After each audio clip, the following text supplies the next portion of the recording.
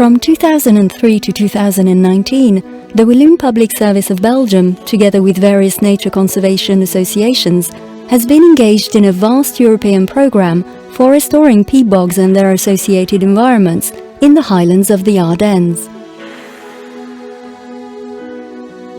This programme, called Life Nature, receives European financial support to preserve, to protect, and to restore rare natural environments and their specific flora and fauna.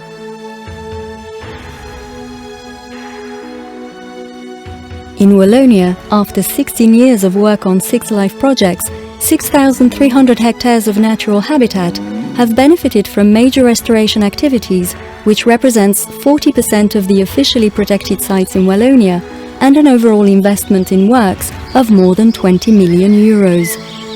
The area of protected peatland environments has increased by 30% or 3,650 hectares.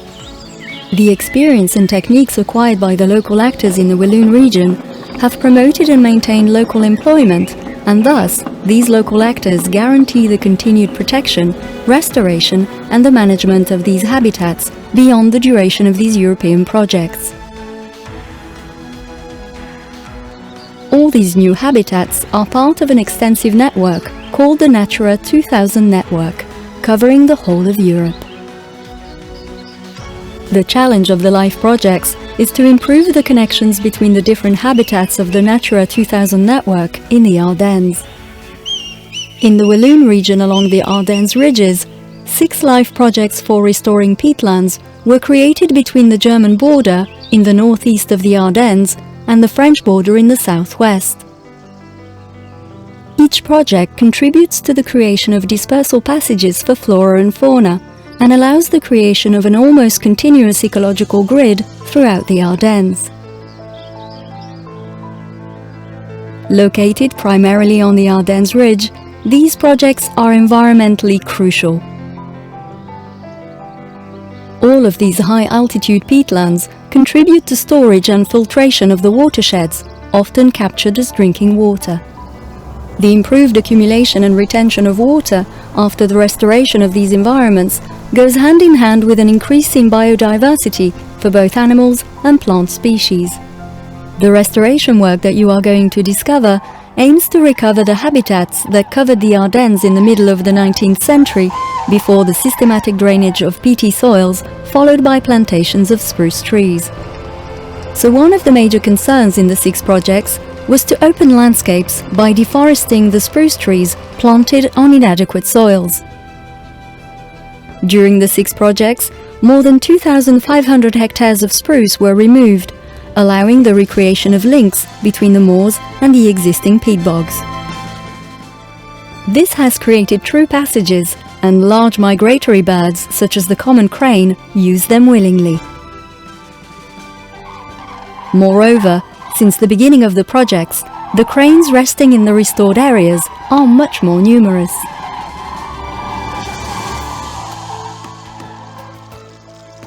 Along with the deforestation of peat bogs and heathland along the ridges, many valleys closed off by spruce plantations have recovered their natural features.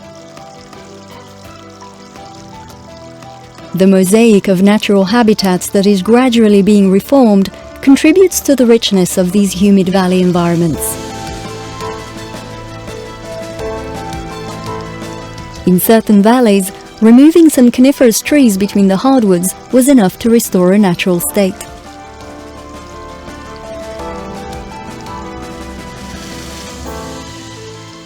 In our regions, any open environment is rapidly repopulated by shrubs and trees and becomes a forest again, which seems to be a universal natural law. Any open environment, except for elevated peat bogs and peaty environments that are sufficiently moist, or the semi-natural environments like heathland, in which we intervene with agricultural techniques to keep them open. To repair the damaged peat moss environment, it was necessary to carry out water restoration works like soil scraping and re-wetting. If blocking the drains makes it possible to limit water losses, the flooding of large areas by elevating the dikes aims for its part to return to the initial stage of the evolution of a peat bog. Sod lifting was also performed in wet and by Molinia grass damaged heathland. The experience acquired during these 16 years of projects has allowed us to cultivate the characteristic vegetation of the moors and peat bogs instead of monotonous stretches of moor grass. Peat, produced by the slow and incomplete decomposition of sphagnum, accumulates again progressively.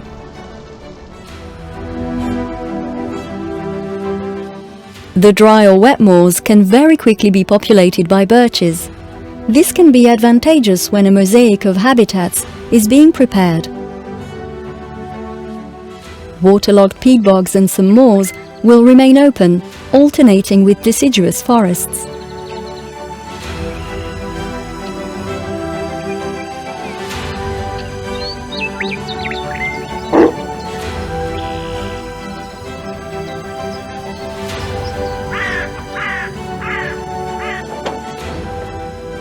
The repair of periglacial formations such as the Lethalses, whose silty walls have been drained to promote the cultivation of peat in their basins, is another useful activity in peat bogs. Seen from above, the Lethalses are circular or elongated formations bordered by a rampart covered with ericaceous plants. For thousands of years, sphagnum and other incompletely decomposed plants have accumulated in these peat-like basins. These are extremely rich environments that fully contribute to the biological diversity of the peatlands. The restoration of peat bogs increases their capacity to be cultivated and is beneficial for many different species. These few examples illustrate the results of restoration works in open peatland environments and the attractiveness of these sites for biodiversity.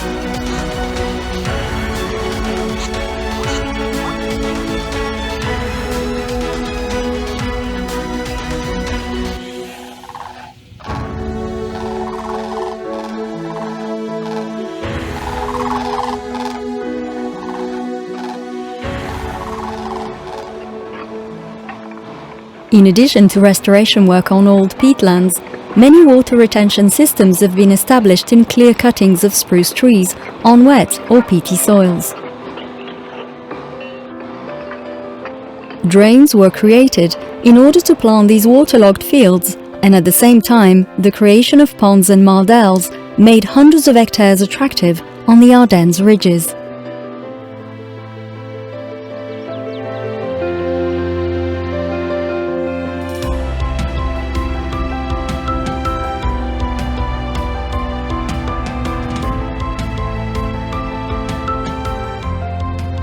Sometimes, parcels belonging to private owners, municipalities or nature associations have been developed in the same way. The voluntary participations of these owners augments the cohesion of the recreated ecological network.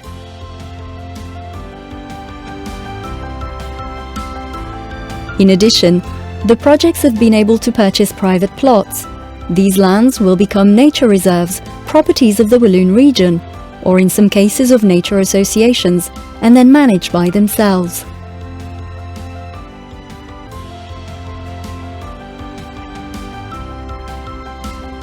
Once cleared, long-drained coniferous soils are particularly conducive to the natural regeneration of leaf trees, but spruces as well, which are removed at regular intervals.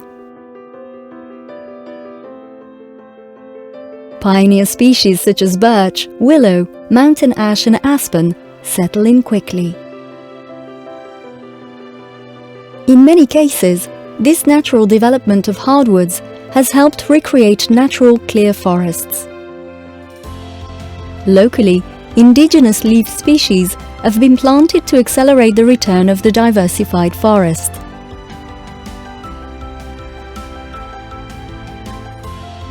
Rare junipers are preserved and replenished for the same purpose. When the density of wild boar and deer has been too high, the managers have enclosed the young hardwoods to assure their growth.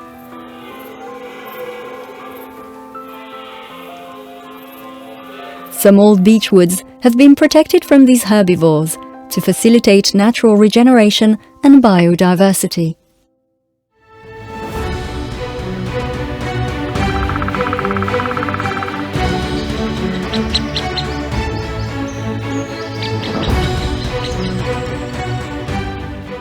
Spruce monocultures from poor growths in the past have now become deciduous stands interspersed with peat bogs, bodies of water, dry heaths and wet moors.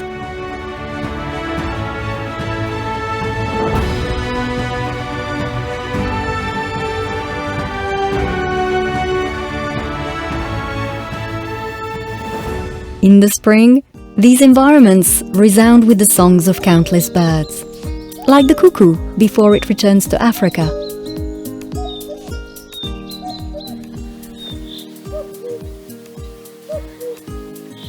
Grey-headed magpies from Russia or Scandinavia spend the winter in sites restored by LIFE projects.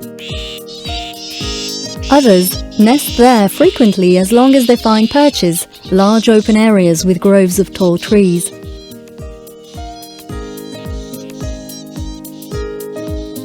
We also find the magpie shrike and the European stonechat there.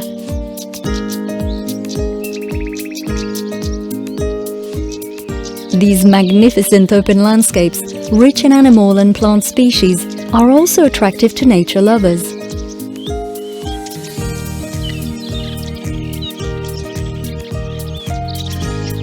In many places, the projects have also provided observation towers or other reception facilities.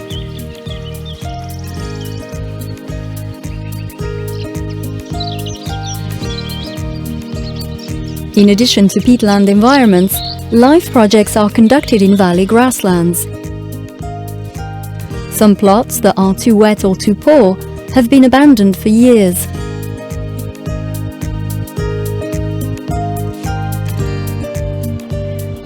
Restorative mowing is then essential, before creating extensive pasture lands to be maintained by grazing animals.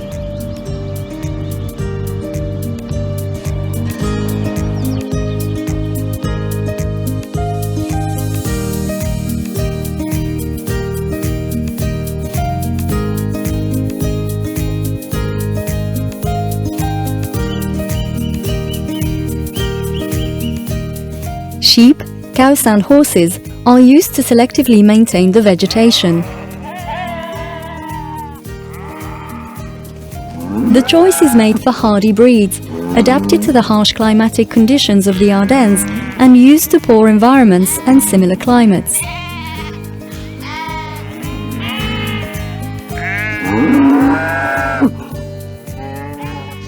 In recent years, the projects have implemented innovative techniques. To prevent their excessive growth, large areas of bracken have been crushed by heavy rollers drawn by draft horse. Year after year, the crushed stems weaken the bracken, which dies out in favor of species suitable for the moors. A breeding ground for the grey warbler, which shares the territory with the magpie shrike and the tree pipit.